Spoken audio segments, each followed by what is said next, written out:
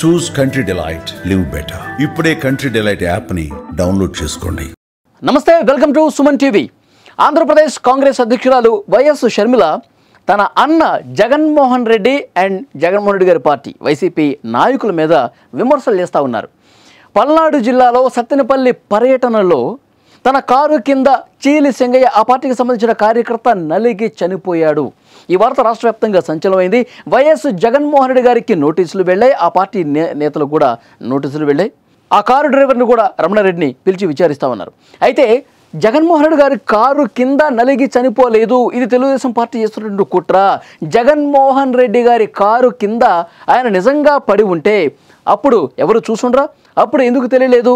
ఆ రోజే పోలీసు అధికారి ప్రెస్ మీట్ పెట్టి ఏం చెప్పారు?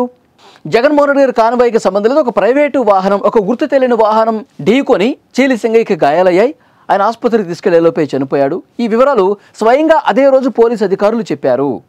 కానీ ఇప్పుడు కొత్తగా జగన్మోహన్ రెడ్డి కాన్వాయ్ కిందే నలిగి చనిపోయాడని చెప్పి కొత్త వీడియోలు తీసుకొచ్చారు.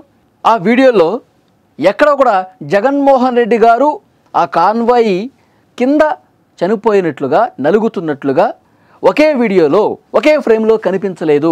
ఇది ఆర్టిఫిషియల్ ఇంటెలిజెన్స్ సాయంతో కొత్త వీడియోలు క్రియేట్ చేసి బయట సమాజంలోకి వదిలారు. జగన్మోహన్ రెడ్డి గారిని పూర్తిగా ఒక దురుద్దేశంగా జగన్మోహన్ రెడ్డి గారి మీద ఈ మక్కిలి అంటగట్టే ఉద్దేశంతో ఒక కుట్రపూరితంగా తెలుగుదేశం పార్టీ చేసింది అని వైఎస్ఆర్ కాంగ్రెస్ పార్టీ నాయకులు మాట్లాడుతూ ఉన్నారు. కానీ దానికి పోలీసులు కూడా కొంత సమాధానం ఇస్తూ ఉన్నారు. తెలుగుదేశం పార్టీ నాయకులు, జనసేన నాయకులు కూడా సమాధానం చెప్తా ఉన్నారు.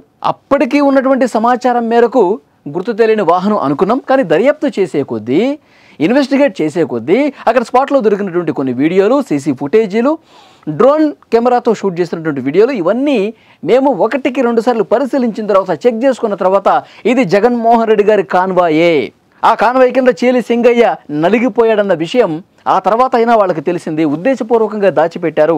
ఇది ప్రస్తుతం పోలీసులు ఆ సెక్షన్లు కూడా మార్చి కొత్త సెక్షన్లు చేర్చి ఇన్వెస్టిగేట్ చేస్తూ ఉన్నారు. ఆయన వెహికల్, ఆ కాన్వాయ్లో ఉన్నటువంటి వెహికల్ ఏదైతే ఉందో దాన్ని కూడా పోలీసులు నల్లపాడు పిఎస్కి తీసుకొచ్చారు. మొత్తం కూడా పరిశీలిస్తూ ఉన్నారు. జగన్మోహన్ రెడ్డి గారు హైకోర్టుకు వెళ్ళారు. ఇది కేవలం ఒక కుట్రపూరితంగా, నాకు పర్యటనలో ప్రజల నుంచి ఆశీస్సులు లభిస్తూ ఉన్నాయి, ఎక్కడికి వెళ్ళినా విపరీతంగా జనం ఆదరిస్తూ ఉన్నారు, ఇది చూసి తట్టుకోలేక కూటమి ప్రభుత్వానికి కుళ్ళు, అందుకనే నా మీద ఈ విధంగా ఒక దుష్ప్రచారం చేస్తూ నా పర్యటనలో అడ్డుకోవాలన్న ఉద్దేశంతో, అడుగడుగున ఆంక్షలు పెట్టాలన్న ఉద్దేశంతో ఈ విధంగా చేస్తూ ఉన్నారు.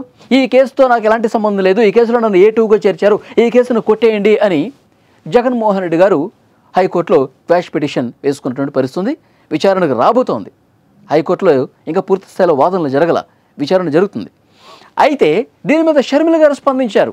షర్మిల గారు ఏమంటారు అంటే, మీరు పోలీసుల ఆంక్షలు ఉన్నా సరే, పోలీసులు మీరు ఆంక్షలు పెట్టారు, మీకు 100 మందితో వెళ్ళండి, ఎక్స్ట్రా మీకు 3 కాన్వాయిలు ఇస్తాం, మీ కాన్వాయ్ కాకుండా 3 వెహికల్స్కి అనుమతిస్తాం, కొంతమంది మాత్రమే నాయకుల్ని వెంటబెట్టుకుని వెళ్ళండి, ఇది చెప్పినప్పటికి కూడా వాటిని తుంగలో తొక్కి వేలాది మంది కార్యకర్తలతో డ్యాన్సులు చేసుకుంటూ, నానా రచ్చ రంబోలా చేసుకుంటూ మీరు రోడ్ల మీద పూర్తిగా ఒక ఛిద్రం చేసే పరిస్థితి, అక్కడ స్థానిక ప్రజానీకానికి భయభ్రాంతులకు గురి చేసే విధంగా మీరు వెళ్తూ ఉన్నారు.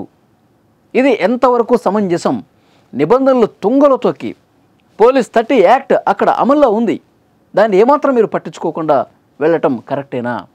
ఇంకొకటి, ఏఐ అంటే ఆర్టిఫిషియల్ ఇంటెలిజెన్స్ సాయంతో ఇది క్రియేట్ చేశారు ఈ వీడియో అని చెప్తా ఉన్నారు.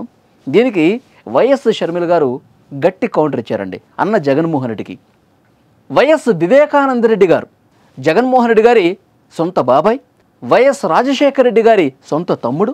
మరి వారి హత్య సందర్భంగా జరిగినటువంటి విషయాలు, బయటకు వెల్లడైనటువంటి నిజాలు, సిబిఐ దర్యాప్తులో వచ్చినటువంటి నిజాలు, ఇవన్నీ పరిశీలించిన తర్వాత ఏమర్థమవుతోంది?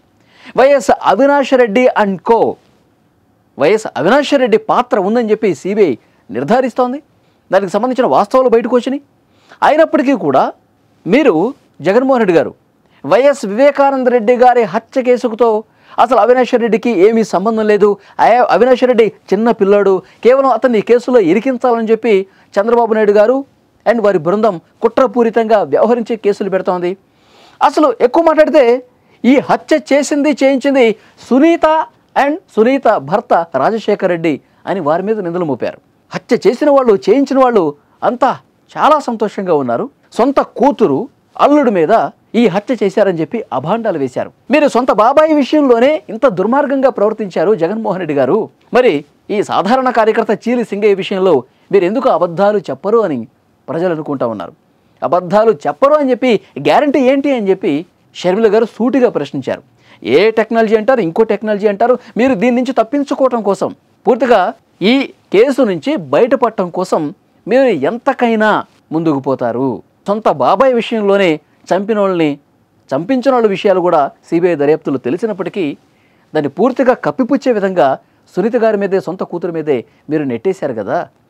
ఇప్పుడు సాధారణ కార్యకర్త చీలి సింగయ్య విషయంలో ఇంతకంటే ఎక్కువ చేయరని ఏమనుకుంటున్నారు? ప్రజలకు అన్నీ గమనిస్తూ ఉన్నారు జగన్మోహన్ రెడ్డి గారు అని చెప్పి చాలా సూటిగా అన్నకే చురకలంటించినటువంటి పరిస్థితి ఉంది. సో అనేక విషయాల్లో జగన్మోహన్ రెడ్డి గారి తీరుని ప్రశ్నిస్తోంది వైఎస్ షర్మిల. వైఎస్ జగన్మోహన్ రెడ్డి గారు తన పార్టీ కోసం, తన అధికారం కోసం, తన రాజకీయం కోసం, తన స్వార్థం కోసం అయిన వాళ్ళను కూడా పూర్తిగా దూరం పెట్టేసి, ఇంకా అవసరమైతే వాళ్ళ మీద నీలాపనిందలు వేసేసి, వాళ్ళని బద్నాం చేసేసి తన స్వార్థమే తను చూసుకుంటాడు. తనకు అధికారమే కావాలి, తనకు డబ్బే ముఖ్యం. ఇది సొంత చెల్లెలు షర్మిల గారు సూటిగా ప్రశ్నిస్తున్నది. కాబట్టి మీరు ఎన్ని కోర్టుల చుట్టూ తిరిగినా ఆఖరికి ధర్మమే గెలుస్తుంది, నిజమే గెలుస్తుంది, నిజాయితీగా ఉన్నవాళ్లే విజయం సాధిస్తారు అని షర్మిల గారు చెప్తా ఉన్నారు. సో డెఫినెట్గా చూడాలి. హైకోర్టులో విచారణ జరుగుతుంది. మరి కోర్టు విచారణకు సహకరించండి, ఈ కేసులో మీరు ఏటూగా ఉన్నారు, మీ వెహికల్ కిందే ఆ కార్యకర్త నలిగి చనిపోయాడని చెప్పి పోలీసులు ఆధారాలు సమర్పించారు, మీరు విచారణకు సహకరించండి అంటే ఎట్టి పరిస్థితుల్లో పోలీసుల ముందుకు జగన్మోహన్ రెడ్డి గారు రావాలి. ఇప్పటికే డ్రైవర్ వచ్చాడు. ఆ పార్టీకి సంబంధించిన నాయకులు కూడా కొంతమంది కోర్టుని అప్రోచ్ అయ్యారు. మరి వాళ్ళు కూడా పోలీసులకు సహకరించండి అని చెప్పి హైకోర్టు చెప్తే ఇక తప్పక పోలీసుల ముందుకు రావాల్సి ఉంది. లేదు అంటే కనుక ఈ కేసుతో జగన్మోహన్ రెడ్డి గారికి ఏం సంబంధం అని ఈ పిటిషన్ను కొట్టేస్తే మరి జగన్మోహన్ రెడ్డి గారికి ఉపశమనం లభిస్తుంది. ఫ్రెండ్స్, మీరేమనుకుంటున్నారు? జగన్మోహన్ రెడ్డి గారికి ఇది తెలిసే ఉద్దేశపూర్వకంగా దాచిపెట్టారు అనుకుంటున్నారా?